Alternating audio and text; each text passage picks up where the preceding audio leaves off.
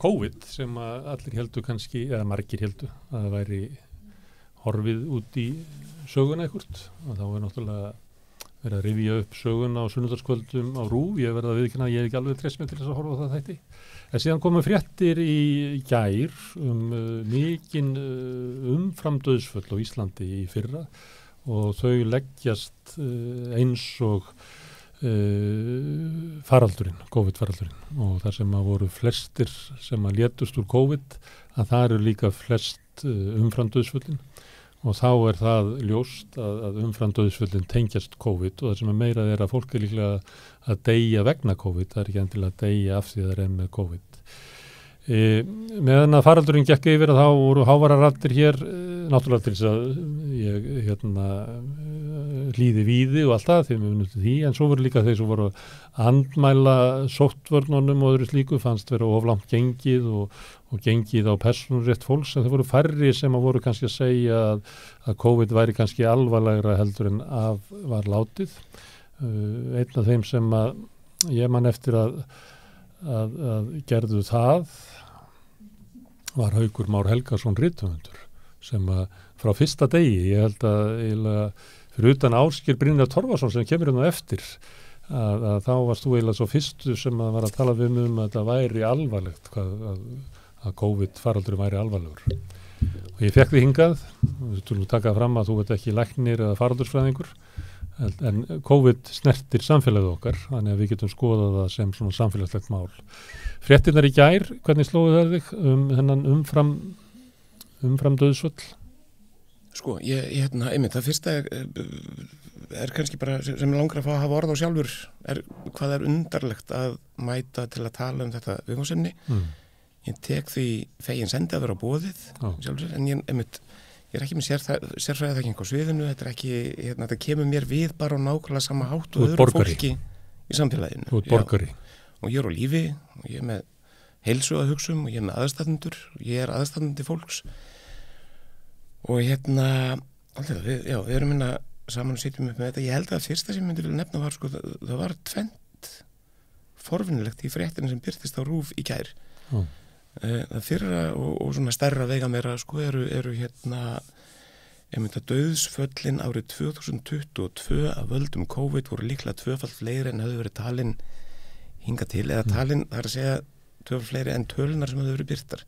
Ég veit af talnaglöggu fólki þar núti sem hafði fylgst með gögnunum og var löngu búið að gera sig grein fyrir þessu og var þannig létt að sjá það loksins birtast í fréttum, loksins væri það sagt upphátt hversu mörg dauðsföllin voru. En síðan var önnur talaðarna sem janúarmánuður á þessu ári, 2023. Þá dóu 13 af völdum faraldursins samkvæmt þeim tölum sem núna hafa verið birtar. Og ég veit, sko, það er bara hátala líka. Hún er ekki sambarileg, sko, það sem við erum að tala um yfir áralitið í fyrra. En ef við núna erum við ekki í stórri bylgju, þetta er bara nýja normið, þetta er bara þessi bestu komin til að vera, segjum við, svona gengur hún. Og ef það eru 13 dauðsföll á mánuði, þá eru það sko 160 á ári, það er 7-8% fjölgun dauðsfalla á þessu landi. En nema sér sagt eins og þú kannast oft við að segja að þá er kannski fólki bara dáur ykkur öðru.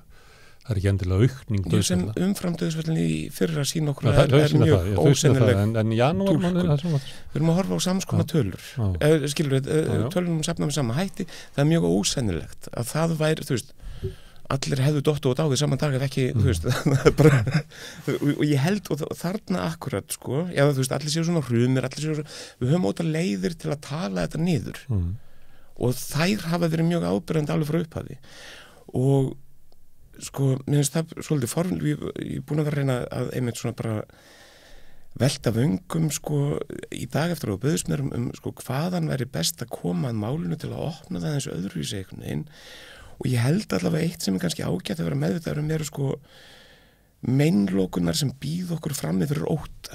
Það er ég og fjöldi fólks sem að ennþá erum á varbergi gagnvart faraldrinum, hvort sem það er með því að hafa okkur aðeins hæg félagslega, nota grímur, fylgjast með tölunum sem birtast ennþá og svo framvegis sko.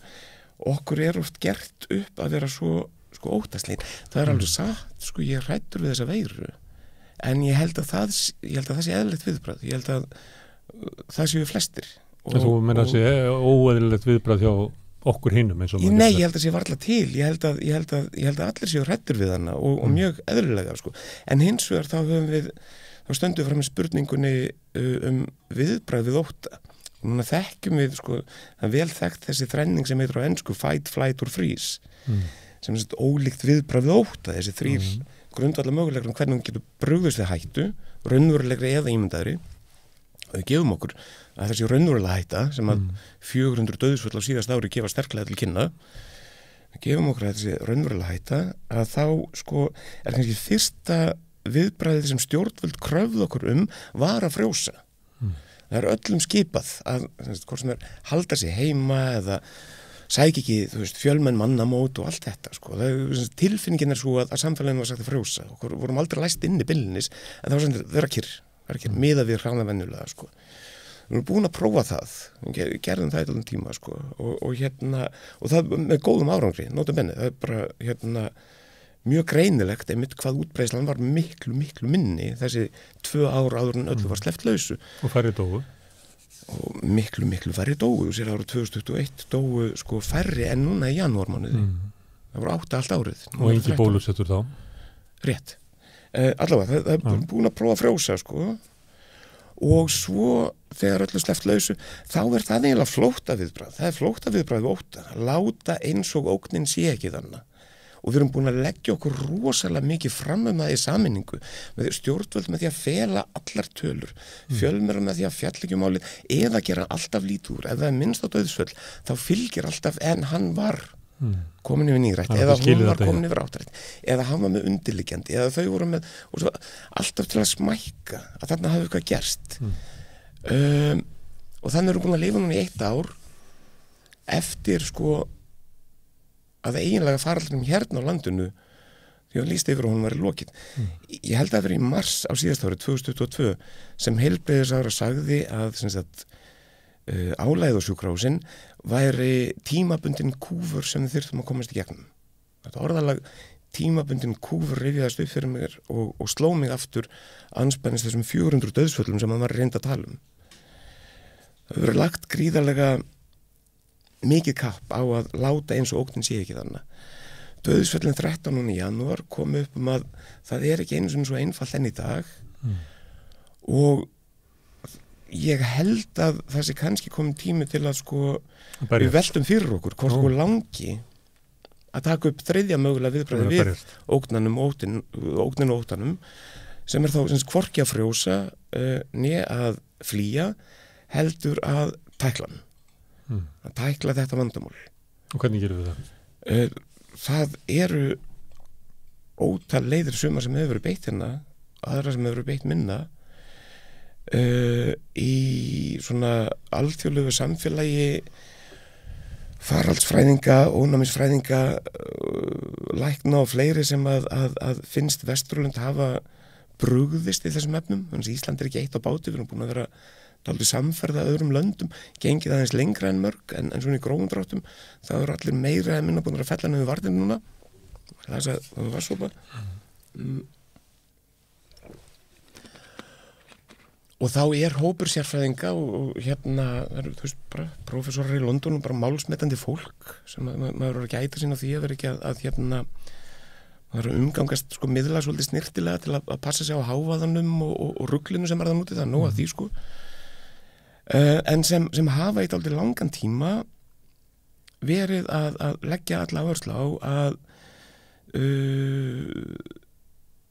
það sé hægt að gera það sé hægt að endurheimta eðlilegt líf án þess að því fylgi þessi viðvarandi ógn með því að hugsa loftgæði og það verið þá svona blönduð aðferð þess að bara eins og Florence Nightingale gerði þessum tíma lofta vel út við erum hérna í rými með engum gluggum það er frekar lítið hugsað kannski loftræstingu oft á Íslandi í öðru lagi að reynsa loft ég veit þið eru með loftreinsitæki hér sem að einmitt auðmenn gæta sín að hafa í þeim rýmum þar sem þeir koma saman á efnahagsráðstefnunni í Davos voru loftreinsitæki og annar búnaður í öllum rýmum til að þjónustu fólk gekk með grímur og það voru mikla varnir uppi fyrir mjög stuttu síðan, sem að sömu aðilar eru raunin að neita almenningi þess að myndir með því að láta í veðri vaka á opinberum vettvangi að þannig sé ekki neinn ógn til staðar. Og í þriðja lagi eru síðan sko réttar grímur rétt notaðar mjög gagnlegar til að verja sig og aðra þegar svo ber við. En hérna bursi frá tæknaðatriðunum, og ég er ekki sérfræðingur í þeim, frekar en ég er sérfræðingur á sviði sko læknisfræðinar, en ég get sagt sko eins og hérna Greta Thunberg, sko, mér finnst það að hlusta á sérfræðingarna og mér finnst að hérna þá er það að tala að bara endur hanna félagsrýmið hvernig við hegðum okkur og þá er það að þetta sé bara varanlegur faraldur sem bara fer ekki. Í augnablikinu virðast engin gögn benda til að hann fari. En það er erfiður að fá fólk til að gera það, því að eitt er að segja við stöndum nú saman og þá getum við komist í gegnum þetta, en þú ert að segja við erum að standa saman, en við erum ekki að komast í gegnum þetta, við erum bara að standa saman til þess að draga úr skaða sem að við þó getum ekki losnað undan. Annað eins hefur verið gert og margir benda á til dæmis kólerufaraldurinn í London á 19. öld sem að tók að ljúka þegar menn áttu þess á því hvað vatnsbólin voru menguð. John Snow hét læknirinn sem var þar með einn af upphafsmönnum faraldsfræða og lýðheilsuvísinda sem að lokaði frægri vatnsdælu eftir að kortleggja svona hvernig smit voru að berast í London og stöðvaði þann tilteknu bylgju faraldrinum sem að hafði þegar dreipið 500 manns held ég á þeim tímapunkti eitthvað leiðis. Og vatnskerfi borgarna voru endurskipulöð eftir þetta? Akkurat, og í dag er búið að festa kröfur vatnsgæði, hreint og ómengað vatn og góðar pípulagnir og svo framvegis, svo rækilega í alþjóðaskuldbindningar, lög og reglugerður. Við göngum fullkomlega að því sem vísu að vatnið sem við drekkum ger okkur ekki lasin.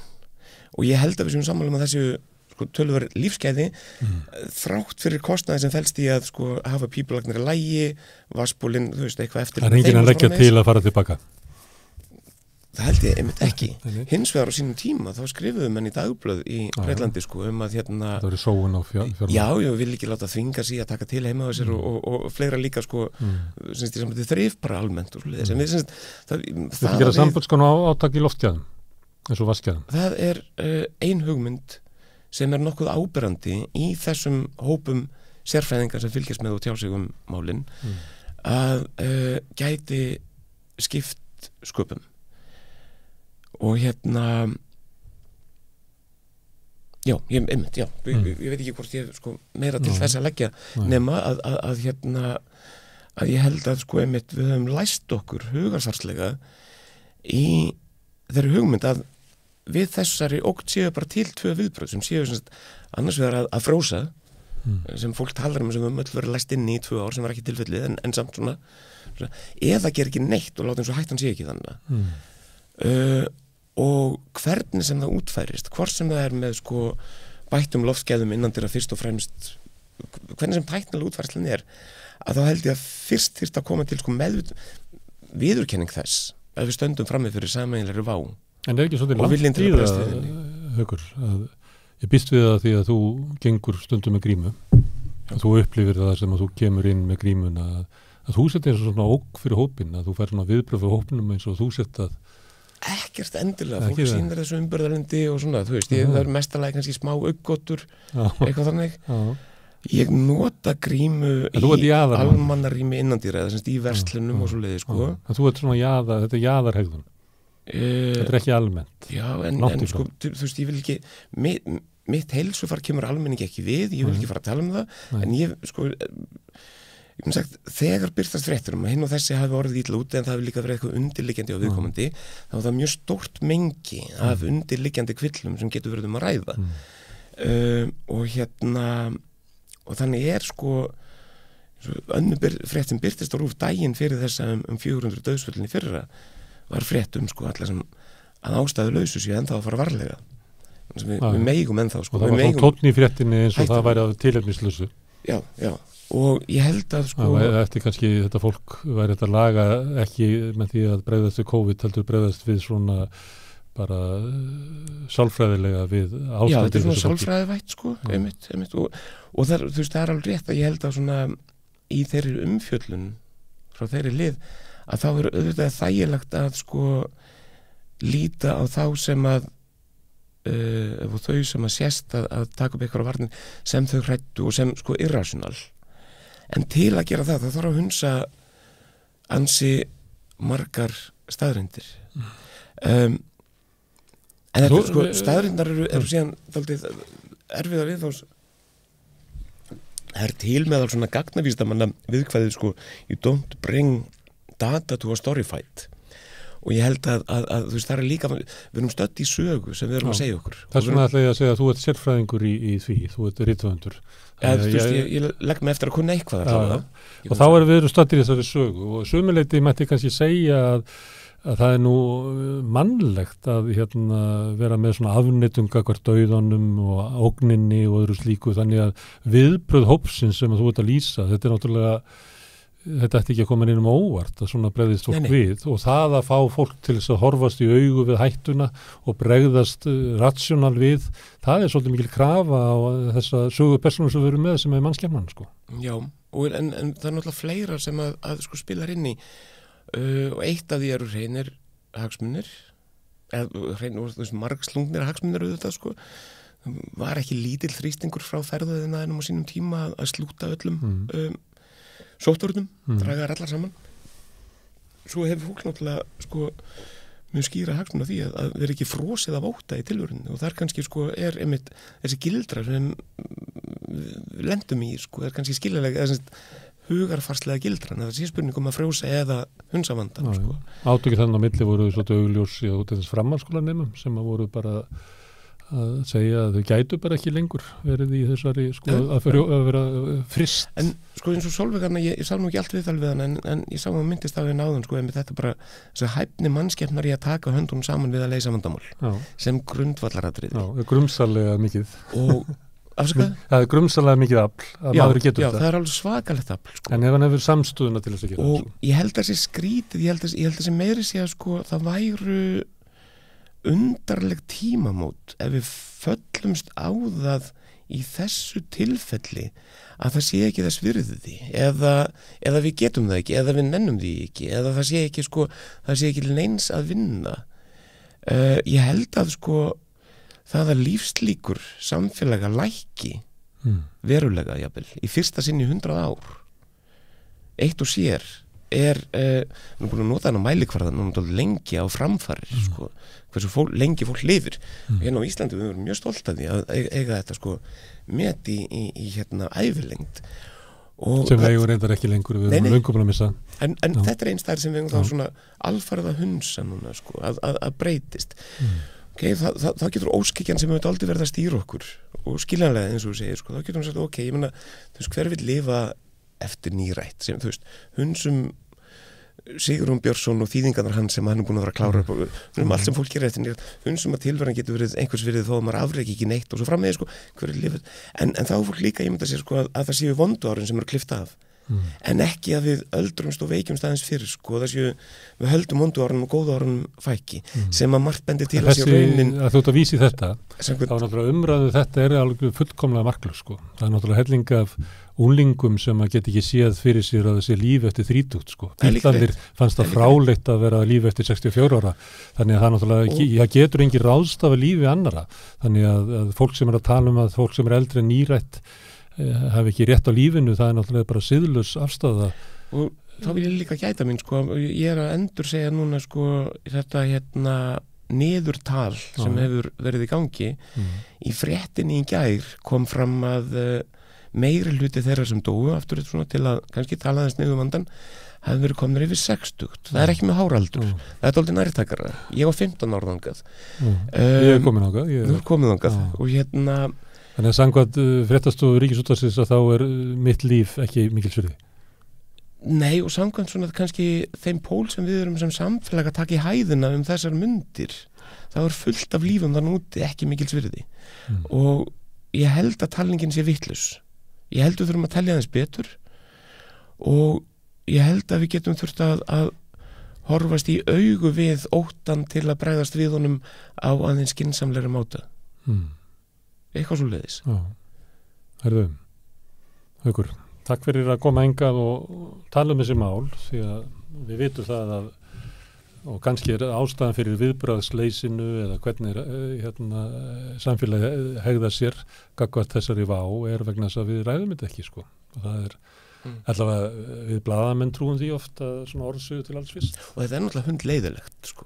Og það, skilur við, ég sitt á mér að koma og tala þetta, þannig að ég veit hvað, þú veist að vill enginn vera COVID, sko, skilur við, þetta er drepleiðilegt og þetta bókstaflega líka, sko. Takk fyrir að taka að þér þetta skilduverk fyrir samfélagið og verður ævilega velkomin. Og við ætlum að halda áfram að tala COVID, því þetta er náttúrulega eitt stærsta frétt ársins, að þessi umfram döðsföll sem allt í einu kom í ljós núna og þá verðum við náttúrulega bregðast við með að fjalla um þetta.